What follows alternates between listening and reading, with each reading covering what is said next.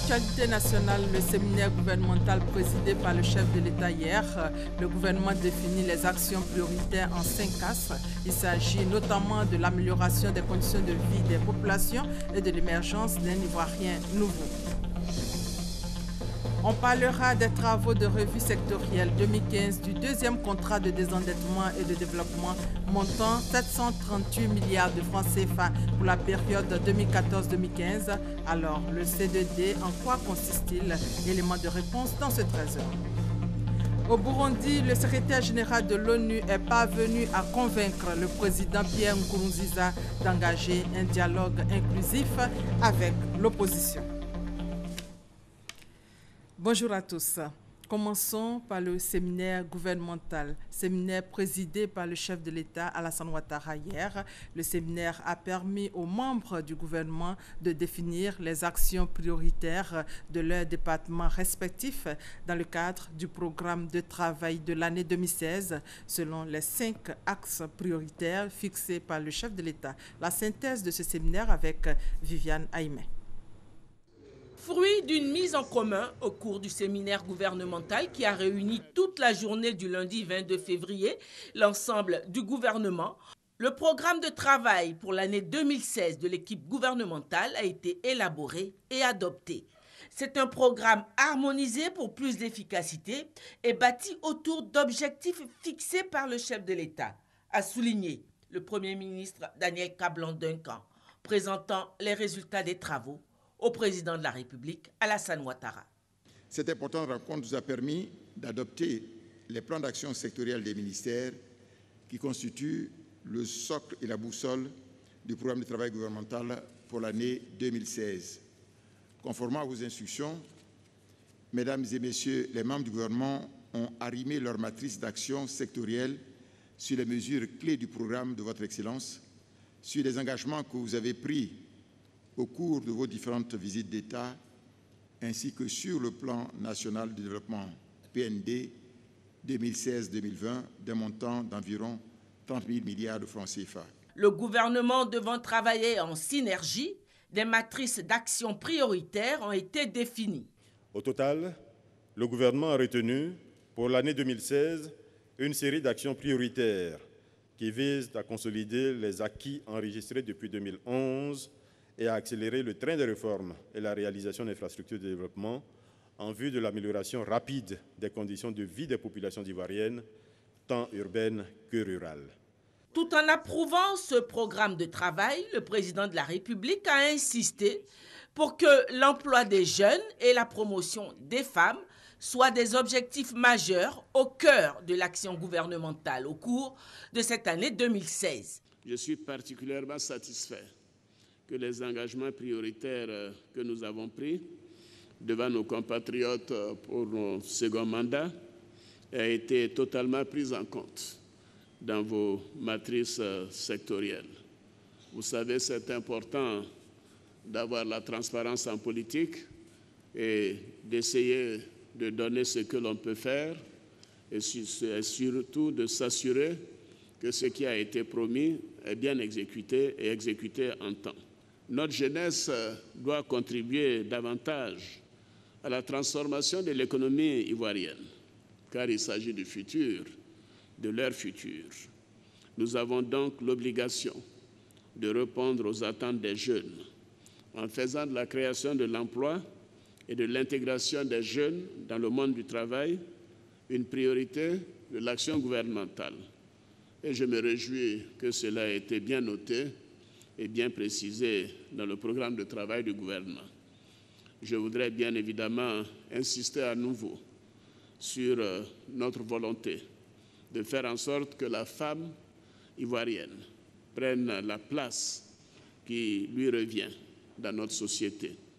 Nous devons donc promouvoir le rôle des femmes dans le développement économique et social de notre pays.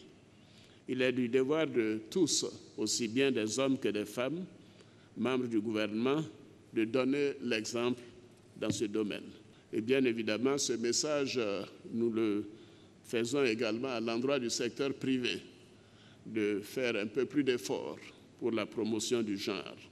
Je voudrais, pour terminer, réitérer la nécessité d'inscrire la rigueur, la bonne gouvernance au cœur de nos pratiques, afin de permettre à notre pays de continuer sur sa trajectoire de croissance et de prospérité partagée. Le programme de travail élaboré et adopté reste à présent au gouvernement à se mettre au travail. Et dans l'agenda du chef de l'État hier au palais présidentiel, le président Alassane Ouattara a reçu le ministre des Affaires étrangères burkinabé. Alpha Bari était hier à Abidjan pour une brève visite d'amitié. Il a donc échangé avec le chef de l'État. Les relations entre les deux pays étaient au centre des discussions. Viviane Aimé. Plus de nuages dans les relations entre le Burkina Faso et la Côte d'Ivoire. Les signes de décrispation sont reflétés par la rencontre entre les deux chefs d'État, Alassane Ouattara et Roch Christian Kaboré, le 29 janvier dernier à Addis Abeba, en marge du sommet de l'Union africaine. Également par la remise ces jours-ci par les autorités ivoiriennes de militaires putschistes burkinabés réfugiés en Côte d'Ivoire aux autorités du Burkina Faso. Présent à Abidjan ce lundi 22 février, dans le cadre de ce transfert, le ministre des Affaires étrangères du Burkina Faso, Alpha Bari, a été reçu par le chef de l'État, le président Alassane Ouattara. Il y a 2 jours, la Côte d'Ivoire a bien voulu extrader l'un des ex-soldats du RSP, le régiment de sécurité présidentielle, notamment le sergent-chef Rambo qui a été appréhendé ici.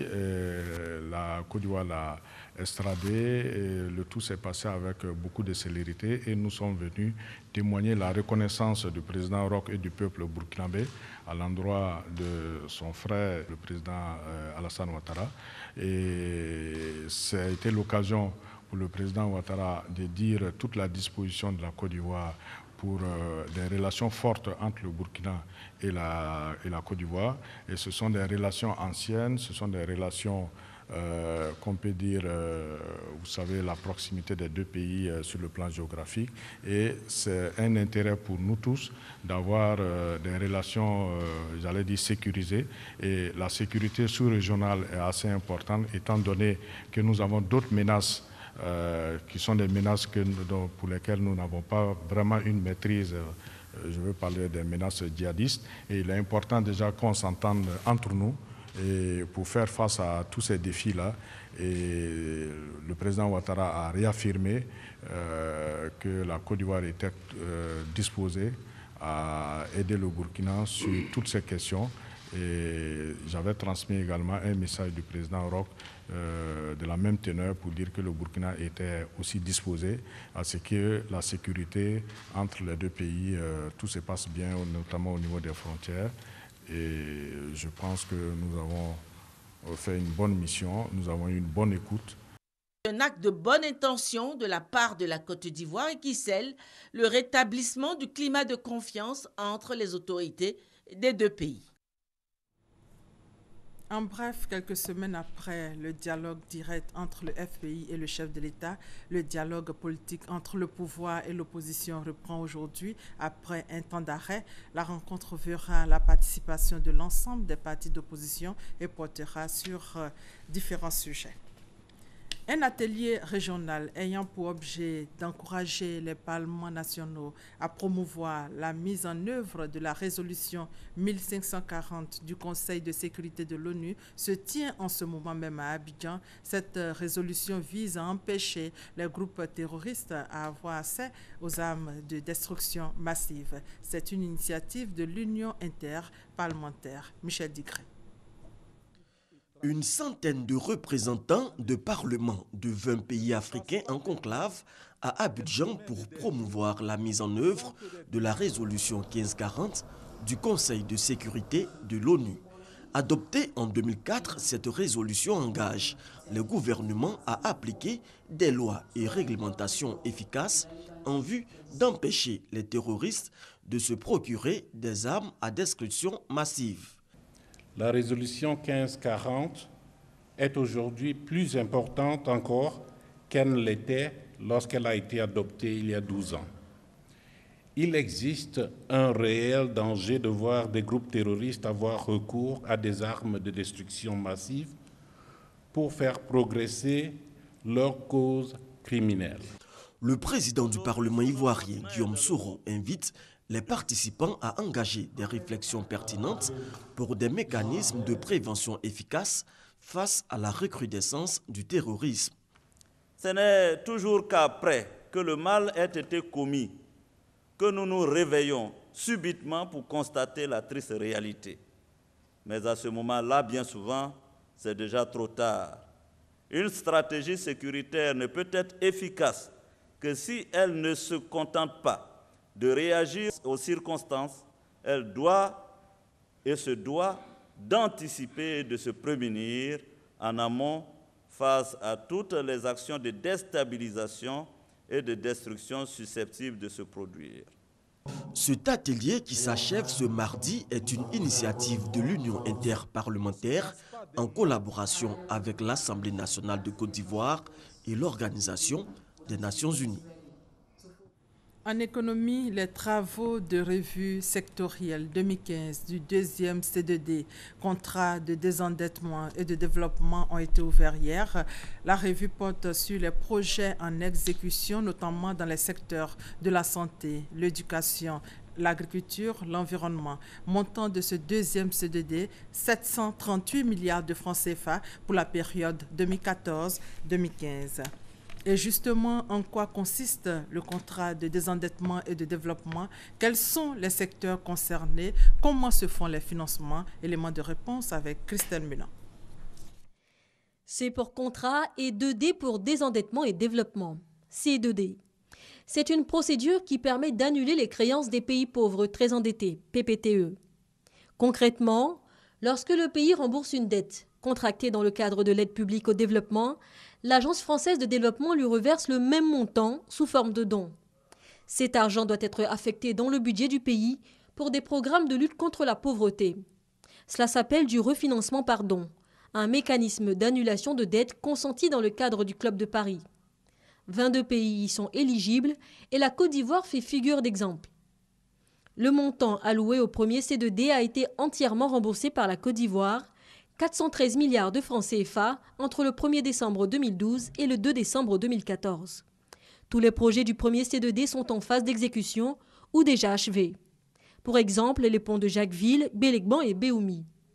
En plus des infrastructures de transport, il y a aussi les secteurs de l'éducation, de la santé, de l'environnement, de l'agriculture et de la justice. Des secteurs prioritaires identifiés par le gouvernement ivoirien. La mise en œuvre des projets se fait sous le regard de l'Agence française de développement. Les décaissements se font par tranches en fonction de l'avancement des travaux et d'autres critères. Le 3 décembre 2014, le deuxième C2D est entré en vigueur pour un montant de 738 milliards de francs CFA jusqu'en 2020. Mais déjà, 61% des fonds ont été engagés. L'Association professionnelle des banques et établissements financiers de Côte d'Ivoire a passé en revue l'état de l'économie ivoirienne pendant et après la crise post-électorale de 2010 au cours d'une rencontre. Après avoir dressé un bilan satisfaisant de l'environnement économique national ces 2 dernières années, les acteurs des banques et établissements financiers entendent contribuer à la consolidation de cet environnement, nous dit Justine Sey-Djiké. La crise post-électorale de 2010 a eu des conséquences néfastes sur l'économie ivoirienne. Le produit intérieur brut PIB a reculé de 4,7%. Mais depuis 2011, grâce aux réformes entreprises par le gouvernement pour la consolidation de la stabilité du cadre macroéconomique et de l'amélioration du climat des affaires en 2014, l'économie évolue dans un environnement favorable.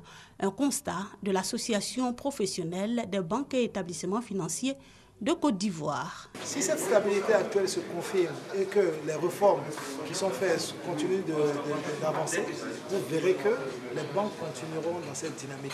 Imaginez-vous un taux de croissance de 20% chaque année sur 10 ans. Ça veut dire qu'on va très loin comparé au taux de croissance du pays qui sera de 8-9%. Souleymane Diarra-Souba relève aussi l'accroissement du taux de bancarisation en Côte d'Ivoire ces 2 dernières années. Pour cette année 2016, les acteurs des banques et établissements financiers entendent renforcer la formation des personnels de banques et établissements financiers. Déjà en 2015, par le biais de l'association, environ 100 conseillers clientèle PME ont été formés au montage des dossiers de crédit en faveur des PME-PMI.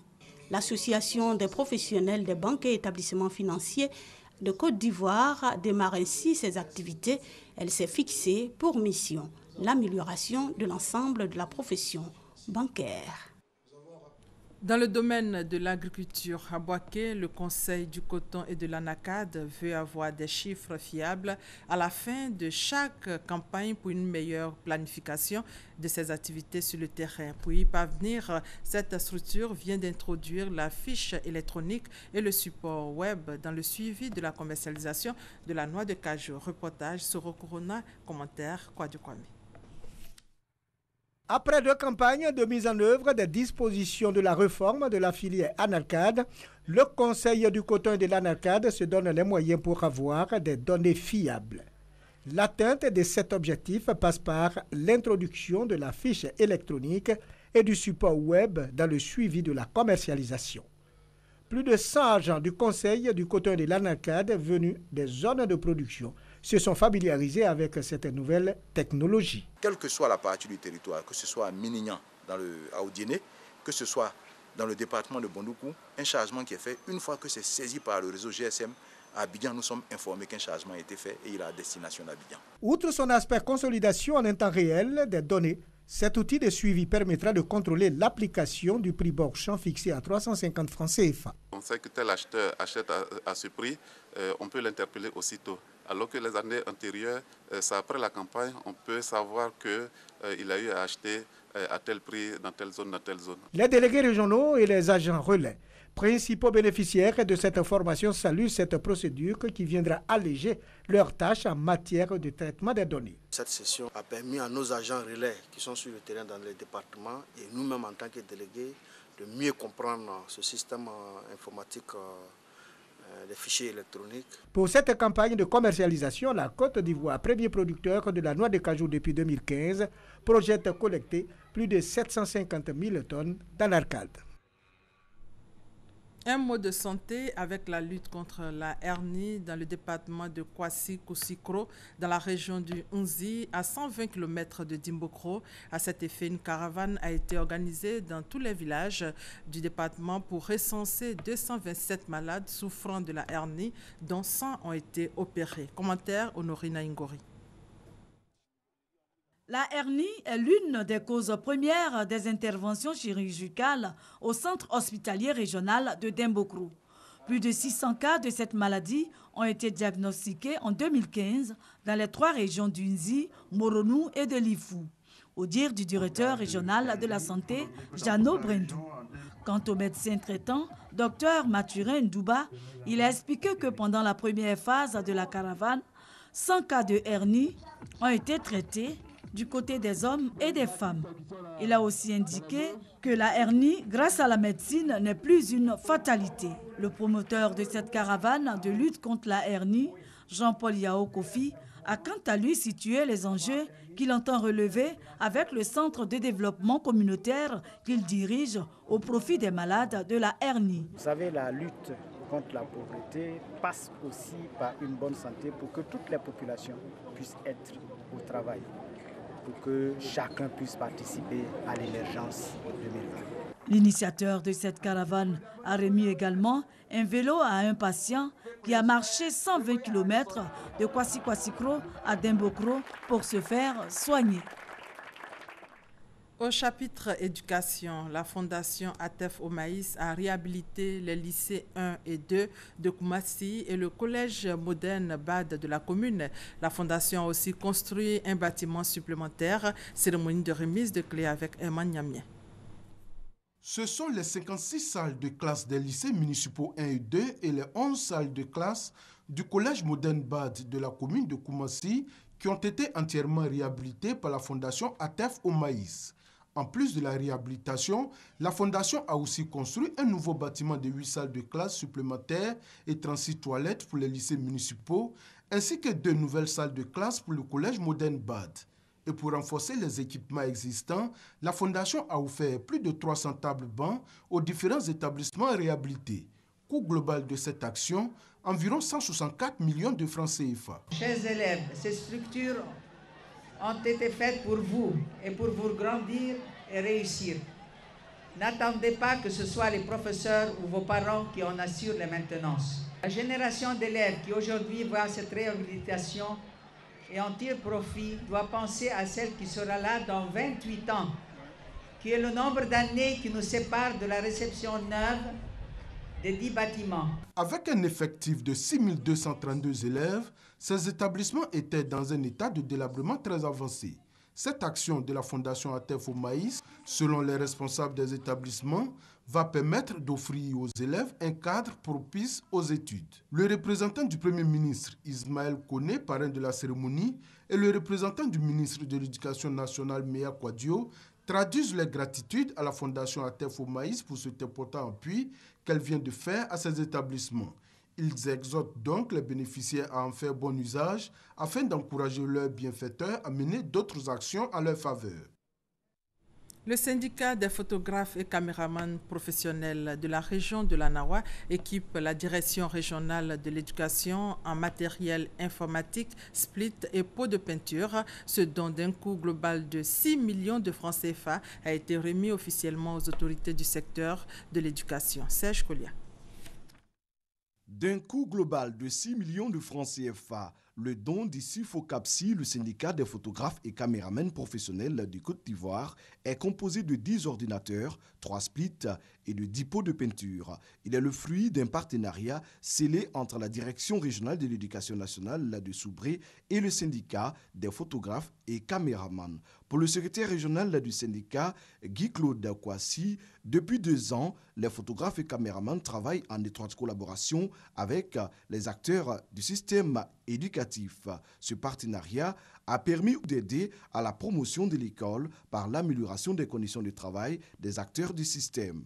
Réceptionnant les dons, le directeur régional de l'éducation nationale du Soubré, Roger Ogou Mbassigé, a salué le dynamisme du syndicat des photographes et caméramans qui, par la qualité des dons offerts, apporte une contribution à la promotion de l'école dans la région de la Nawa. Un acte au service de l'école, a-t-il notamment indiqué.